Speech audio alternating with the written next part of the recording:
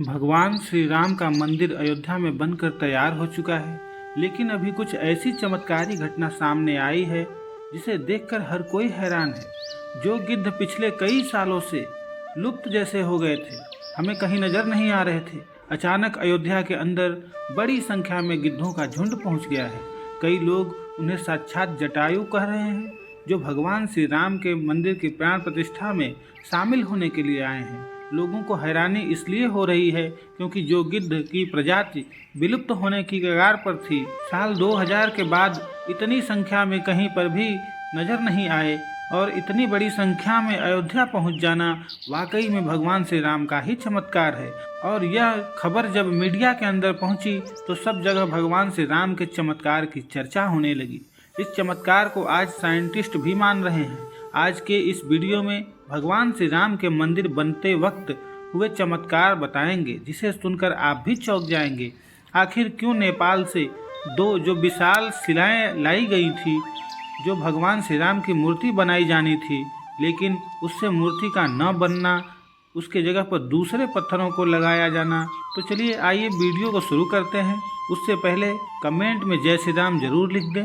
आप देख रहे हैं भक्ति संगम यूट्यूब चैनल। तो चलिए आज का वीडियो शुरू करते हैं। जिस मौके का पूरी दुनिया इंतजार कर रही थी, वह घड़ी आ गई है। अयोध्या प्रभु श्री राम मंदिर बनकर तैयार हो चुका है। 22 जनवरी को रामलला की प्राण प्रतिष्ठा की जाएगी, लेकिन इससे पहले ही चमत्कार के ऊपर चमत्कार देखने को मिल रहे हैं। सबसे पहला चमत्कार तब हो गया जब लोगों को अचानक जटायु के वंशज गिद्ध आसमान में उड़ते दिखाई दिए। यहाँ तक कि भगवान श्री राम के भक्त इन्हें राम मंदिर की प्राण प्रतिष्ठा में आए मेहमान तक मान रहे हैं, क्योंकि पिछले कुछ सालों में यह प्रजाति विलुप्त सी हो गई थी। लेकिन राम मंदिर की प्राण प्रतिष्ठा नज़दीक आते ही अयोध्या के आसपास बड़ी संख्या में गिद्ध पहुँचे हैं। लोग इस करिश्मा को देखकर पूजा भी कर रहे हैं, क्योंकि गिद्ध ऐसा प्राणी है जो भारत से विलुप्त हो चुका है। ऐसे में प्रभु श्री राम की प्राण प्रतिष्ठा से पहले ही वह कैसे दिखे, इसे लोग भगवान का चमत्कार मानकर पूजा कर रहे हैं। अब दोस्तों, यह इतनी बड़ी बात कोई संयोग तो नहीं हो सकती है ना। दोस्तों, कुछ बुद्धिजीवी लोग रामायण के होने पर भी सवाल उठाते हैं, भगवान राम के होने पर भी सवाल उठाते हैं। उन लोगों का मानना है कि रामायण असल में कहानी थी। मगर दोस्तों, आज भी रामायण से जुड़े कई ऐसे सबूत मौजूद हैं जो हर किसी को मानने के लिए मजबूर कर रहे हैं। भगवान राम ने जो पुल बनाया था लंका जाने के लिए, वह आज भी मौजूद है। उसे वैज्ञानिकों ने भी माना है। वैज्ञानिकों ने उसे देखकर कह दिया यह कोई प्राकृतिक नहीं बल्कि इंसानों द्वारा बनाया गया है। और जिस जगह पर वो पुल बनाया गया था वह आज भी उसी जगह पर मौजूद है।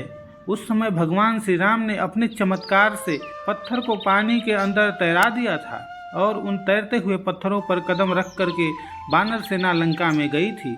दूसरा सबसे बड़ा सबूत रावण की खुद लंका है। रावण की लंका आज भी मौजूद है और यह चमत्कार भी बहुत बड़ा सबूत है। जटायु गिद्ध प्रजाति से ताल्लुक रखते थे। ये वही जटायु भगवान श्री राम के परम भक्त भी थे। दोस्तों, जटायु और भगवान श्री राम के बारे में रामायण में भी कई बार हमें जिक्र मिलता है। त्रेता युग में जब भगवान श्री राम को अपने पिता द्वारा वनवास का आदेश मिला था, तब वह वन में भगवान श्री राम की पक्षीराज जटायु से मुलाकात हुई थी। पक्षीराज जटायु माता सीता को अपनी पुत्री के समान मानते थे। दरअसल जब रावण माता सीता का हरण करके ले जा रहा था, तब जटायु ने ही लंकापति रावण को सीता माता की रक्षा के लिए युद्ध किया था। वही जटायु जिन्होंने अपने पंखों से रावण को बहुत चोट पहुंचाई थी। रावण के शरीर को जटायु ने लहूलुहान कर दिया था। इस संघर्ष में जटायु ने अपने प्राणों की आहुति दे दी थी। छत्तीसगढ़ के दंडकारण्य में गिद्धराज जटायु का मंदिर आज भी बना हुआ है। यह स्थान है जब सीता माता का अपहरण कर रावण पुष्पक विमान से लंका जा रहा था, तो सबसे पहले जटायु ने ही रावण को रोका था। राम की राह में जटायु पहले शहीद थे। राम कथा में प्रसंग आता है जब जटायु के भाई संपाति ने कहा कि मेरे पंख कमजोर हैं मगर आंख दूर की चीजें देख सकती हैं, इसलिए मैं सीता जी को अशोक वाटिका में बैठी देख रहा हूँ। इसलिए लोग इन्हें साक्षात जटायु के वंशज मान रहे हैं। दोस्तों, अयोध्या नगरी के अंदर ही भगवान श्री राम का जन्म हुआ था, जिसका जिक्र वाल्मीकि रामायण में भी है। सालों तक चले राम राज्य के बाद जब श्री राम ने जल समाधि ले ली तो अयोध्या नगरी सूनी हो गई। पौराणिक मान्यताओं के अनुसार उज्जैन के राजा विक्रमादित्य जब यहाँ आखेट करने आए, उस भूमि पर कुछ चमत्कार दिखाई देने लगे। खोज की तो पता चला यह श्री राम की जन्मभूमि है। इसके बाद उन्होंने यहाँ श्री राम के भव्य मंदिर का निर्माण कराया, जिसमें काले रंग के कसौटी पत्थर वाले 84 स्तंभ थे। समय समय पर यहाँ राजाओं ने मंदिर की देखभाल की, लेकिन 14वीं शताब्दी में जब भारत में मुगलों का शासन हुआ तो श्री राम जन्मभूमि को नष्ट कर वहाँ बाबरी मस्जिद बना दी गई। 1525 में राम जन्मभूमि मंदिर को बाबर के सेनापति मीर बाकी ने ध्वस्त करवाया था। बाबरी मस्जिद की जिसके बाहरी हिस्से में श्री राम के बाल स्वरूप की पूजा होती थी, इसे राम चबूतरा कहते थे। लेकिन 1950 में बाबरी मस्जिद के मुख्य गुंबद के ठीक नीचे वही मूर्ति निकली जो सदियों से राम चबूतरे पर विराजमान थी।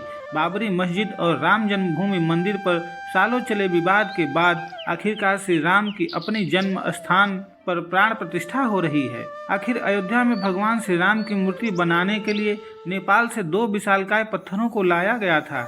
इन पत्थरों को लाने के बाद आखिर क्यों उन पत्थरों से मूर्ति नहीं बनाई गई?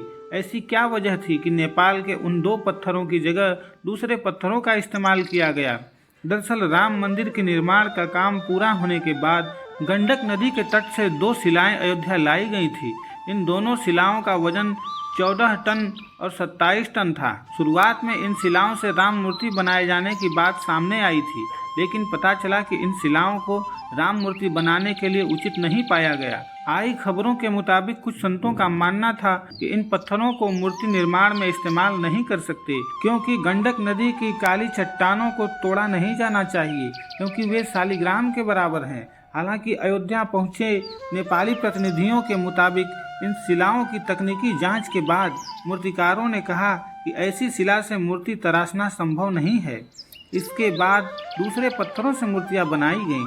नेपाली प्रतिनिधियों के मुताबिक 27 टन वजनी शिला पर मूर्ति तराशने की कोशिश की गई थी, क्योंकि 14 टन वजनी शिला को शालिग्राम बताया गया, लेकिन 27 टन वाली शिला भी उपयुक्त न पाए जाने के बाद दोनों शिलाओं को राम मंदिर निर्माण स्थल के पास रखा गया है। भारतीय मीडिया के मुताबिक राम मंदिर के गर्भगृह में रखने के लिए देश के अलग अलग जगहों से लाए गए पत्थरों से 3 मूर्तियां बनाई गई हैं। इनमें से सबसे अच्छी मूर्ति का चयन कर उसे गर्भगृह में स्थापित किया जाएगा। दोस्तों, अयोध्या में दुनिया का सबसे बड़ा विशाल मंदिर बन रहा है। लोग बेसब्री से इंतजार कर रहे हैं। राम मंदिर के लिए कुल 67 एकड़ जमीन है, जिसमें 2 एकड़ में मंदिर बन रहा है। पहले मंदिर के मुख्य शिखर की ऊंचाई 128 फीट थी, अब यह 161 फीट होगी। 3 की जगह 5 गुंबद और 1 मुख्य शिखर होगा। वैसे तो साल 2020 में ही काम शुरू कर दिया गया था। नरेंद्र मोदी ने 5 अगस्त 2020 को अयोध्या में राम मंदिर की आधारशिला रखी थी। साल 1992 में बाबरी मस्जिद को ढा दिया गया था, जिसके बाद हिंदू पक्ष और मुस्लिम पक्ष के बीच इलाहाबाद हाई कोर्ट से लेकर सुप्रीम कोर्ट तक लंबी कानूनी लड़ाई चली। इसके बाद नवंबर 2019 में ऐतिहासिक फैसला सुनाया गया और आदेश दिया कि अयोध्या में विवादित जमीन पर मंदिर बनाया जाए। इस फैसले में यह भी शामिल था कि केंद्र सरकार मस्जिद के निर्माण के लिए सुन्नी वक्फ बोर्ड की 5 एकड़ वैकल्पिक जमीन उपलब्ध कराए। तो दोस्तों, आप इसको लेकर क्या सोचते हैं? कमेंट बॉक्स में जवाब दें और वीडियो को लाइक करके चैनल को सब्सक्राइब करें। साथ ही कमेंट में जय श्री राम लिखकर अपनी हाजिरी दर्ज कराएं। तो चलिए दोस्तों, फिर मिलेंगे अगले वीडियो में। तब तक के लिए जय श्री राम।